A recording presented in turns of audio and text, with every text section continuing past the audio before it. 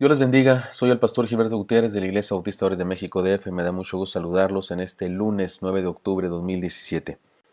Seguimos adelante con el Salmo 135. Esta es la cuarta parte, razones por las que le adoramos. Y por supuesto nos referimos a Dios. La grandeza del Señor y la vanidad de los ídolos, aleluya, así dice el título en la Biblia. Ya sabemos que este salmo responde a la pregunta ¿por qué adoramos a Dios? Hasta ahora hemos aprendido 3 razones de nuestra adoración. Le adoramos por el testimonio de nuestra experiencia de conocerlo, es decir, porque sabemos quién es, conocemos su carácter y le hemos experimentado. Además, le adoramos por el testimonio de la creación, es decir, el universo que Él creó nos habla de su grandeza, de su poder, de su orden, de su belleza y su amor, entre otras cosas, y nos insta a adorarle. Y en tercer lugar, le adoramos por el testimonio de su plan en la historia, es decir, que le hemos visto actuar en nuestra vida. Tenemos experiencias que nos hablan de su intervención y su plan glorioso para nosotros. Sigamos leyendo el Salmo y descubramos otra de las razones por las que adoramos al Señor. En este caso es lo que yo creo la enseñanza más importante del Salmo. Por el testimonio de su justicia le adoramos. Es decir, adoramos a Dios por el testimonio de su justicia. Permítame contarles una anécdota que nos pondrá en contexto. Un maestro decidió calificar a sus alumnos con un trabajo que debían entregar por escrito y les puso una fecha determinada para entregar el trabajo, ese día preciso, ese día establecido. Cuando llegó el día que el maestro había establecido, algunos llevaron su trabajo, pero los que no lo llevaron, el maestro dijo, bueno, están reprobados. Sin embargo, uno de los alumnos se manifestó en nombre de los reprobados, eran varios, y pidió al maestro una prórroga. El maestro quiso tener misericordia, pero no consideraba justo calificarles con la misma medida que había calificado a los responsables que habían entregado su trabajo a tiempo. Así que le dijo al alumno, está bien, pueden entregar su trabajo mañana, o pasado mañana, o hasta el fin de semana, pero deben saber que cada día que pase de atraso del trabajo, les habré de quitar un punto. Les restaré un punto a su calificación del trabajo. El joven reprobado dijo, está bien. El que había pedido la prórroga dijo, está bien, se sintió satisfecho y dio gracias al maestro. 3 días después, este joven en cuestión entregó finalmente su trabajo y el maestro le dijo, muy bien, le recuerdo que debo quitarle un punto por cada día de retraso. Así que si usted hizo un excelente trabajo que mereciera un 100, pues menos 3 puntos, un 10, menos 3 puntos, habré de ponerle un 7. ¿Está consciente de eso?, le dijo al alumno. Y el alumno dijo, no, profe, ¿por qué? Y empezó a quejarse. El maestro dijo, eso fue lo que acordamos. El joven estaba molesto y dijo, eso no es justo. Esa fue su frase. Eso no es justo. Y olvidé decirles que era una escuela de derecho. Estaban estudiando abogacía, derecho. Y el joven dijo, eso no es justo. El maestro le preguntó, ¿quiere usted que lo trate con absoluta justicia? Y el joven respondió con un categórico, sí, por supuesto, quiero justicia. El maestro dijo, está bien, usted está reprobado. Porque debió entregar el trabajo hace 3 días. Y no lo entregó, está reprobado. Esta prórroga no era por justicia, era por misericordia. Y usted no la quiso aprovechar. Hermanos y amigos, debemos tener cuidado cuando pedimos justicia, especialmente me refiero a nuestro Dios. En ocasiones no sabemos lo que pedimos. Este salmo nos confronta con una manera sencilla y breve, nos confronta de una manera sencilla y breve con la justicia divina, con el concepto justicia de la palabra de Dios. Primeramente hagamos una paráfrasis de esta parte del salmo, son solo 2 versículos, y después reflexionemos en las enseñanzas que nos presenta. Dicen los 2 versículos 13 y 14 del Salmo 135.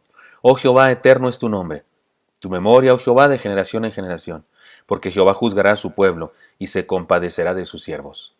Por supuesto que está escrito en un pensamiento hebraico, y déjeme tratar de traducirlo un poco a nosotros con una paráfrasis muy libre, una paráfrasis explicativa.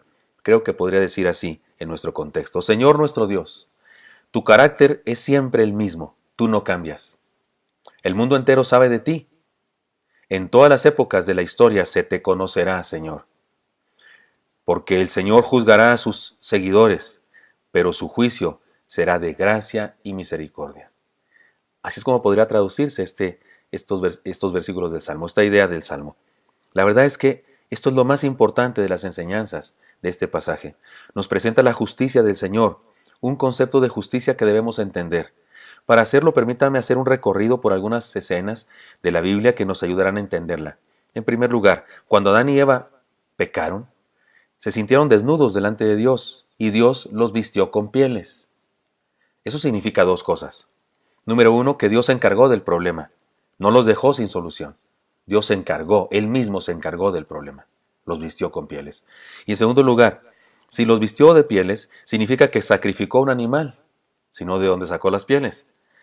Es decir, Dios fue el primero en hacer un holocausto expiatorio, que profetizaba, por cierto, lo que el Señor Jesucristo, el Hijo de Dios, vendría a ser por la humanidad. Otra escena.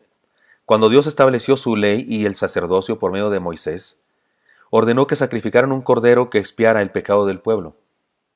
Simbólicamente, el pueblo ponía sobre aquel cordero su pecado, y la sangre del cordero cubría el pecado del pueblo. Aquel ritual, que es mucho más complicado de lo que estoy diciendo yo ahora, pero es lo que significa, aquel ritual también era una profecía de lo que el Señor Jesús haría por nosotros en la cruz. Y en tercer lugar, el Nuevo Testamento nos aclara esta doctrina, diciendo así: sabiendo que fuisteis rescatados de vuestra manera de vivir, la cual recibisteis de vuestros padres, no con cosas corruptibles como oro o plata, sino con la sangre preciosa de Cristo, como de un cordero sin mancha y sin contaminación, ya destinado desde antes de la fundación del mundo, pero manifestado en los postreros tiempos por amor a vosotros, de vosotros. Primera de Pedro 1, 18 al 20. El salmo que leemos nos anticipa esta enseñanza cuando dice: porque Jehová juzgará a su pueblo y se compadecerá de sus siervos. Y esto lo dice también en el Nuevo Testamento, como en este pasaje de Pedro que leemos aquí. Su justicia es compasiva, la justicia de Dios es compasiva, su juicio está lleno de gracia y misericordia. Para entenderlo mejor, permítame puntualizar las siguientes ideas. Número 1, Dios nos ama y a pesar de que somos pecadores, nos sigue amando. Número 2, Dios aborrece el pecado. Aborrece el pecado.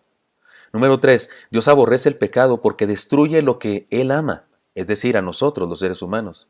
Número 4, Dios nos ama tanto y aborrece tanto el pecado que decidió hacer algo para resolver el problema: condenar el pecado y acabar con su poder sobre nosotros. Número 5, responde la pregunta: ¿y cómo le hizo? Dios se hizo hombre en la persona de Jesucristo y vivió una vida perfecta y sin pecado. Número 6, Cristo murió en la cruz del Calvario como si hubiera sido un pecador y pagó por nuestros pecados para que nosotros vivamos la eternidad como si fuéramos perfectos. Número 7, es decir, nuestra culpabilidad le fue puesta a Jesús y su inocencia y santidad se nos adjudicó a nosotros. Para entender mejor este salmo de la justicia, este asunto de la justicia de Dios, permítame contarles de nuevo una historia que he contado antes. Había una vez un rey muy justo y muy bueno. Y este rey estaba harto porque en su reino había muchos rateros, y él se preciaba de ser muy justo y bueno, y como que en su reino había rateros. Y un día dijo una ley: si alguien roba, para pagar su pecado de robo, debe pagar con un ojo. Así es que al cabo de un tiempo en el reino no había rateros, pero había 2 o 3 personas con un solo ojo, porque les habían sacado el ojo para pagar su pecado. Un día alguien vino con el rey, alguien que no lo amaba, y le dijo: rey, tú eres muy justo y muy bueno. Sí, soy justo y muy bueno. Tú diste una ley que dice que si alguien roba, para pagar su pecado de robo debe dar un ojo. Dijo él: sí. Dije: pues acabamos de encontrar a tu hijo, tu único hijo que ha robado. Dijo: traigan a mi hijo, yo mismo haré justicia.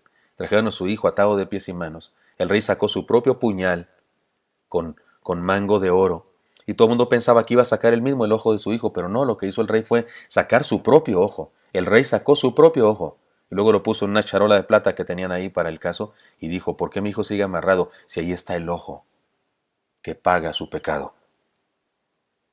Eso es lo que hizo Dios por nosotros. Dios no se hizo de la vista gorda de a nuestro pecado, no pasó por alto el pecado, no lo condenó y lo juzgó, pero derramó el castigo sobre el Cordero sin mancha, es decir, sobre nuestro Señor Jesucristo, quien se hizo cargo de nuestros pecados. Cuando nosotros creemos en Él, nos entregamos a Él y le seguimos, su sacrificio se hace efectivo en nosotros y experimentamos el perdón y la vida eterna, en tanto que la justicia de Jesús nos es impuesta. Díganme si no, esta es una tremenda razón para adorarlo. Adorémosle por el testimonio de su justicia. Adorémosle porque su justicia es diferente a la justicia de los hombres. Él aborrece tanto el pecado que lo destruyó en la cruz del Calvario, haciéndose cargo de nuestro pecado. Y usted y yo todo lo que tenemos que hacer es creer en Él, entregarle nuestra vida, darle permiso para que entre a nosotros y se inicie un proceso de transformación, de perfeccionamiento, de santificación, para que le adoremos por la eternidad. Esto es una excelente razón para adorarle, su justicia. Espero que esto sea útil para usted y me encantaría encontrarlo el día de mañana. Hasta pronto.